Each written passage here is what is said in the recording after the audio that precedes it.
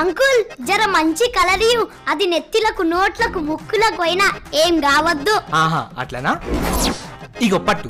ఏంది పిండ? తెల్ల రంగు అనుకో, ఇది తిన్నా కూడా ఏం కాదు. 5 minutes later. అరే వచ్చిందరే వట్రాలు దొరకవట్. ఏ అక్క చేతన్ లేడా? లేడు. అగో ఇప్పుడే వచ్చిండు కదా. ఎగ్జామ్స్ కదా చదువుకుంటుండు. అరే బయటికి రా. ఒకసారి చెప్తే అనిపిస్తారా? రాడు. అరే వట్టి పిరికొడున్నారా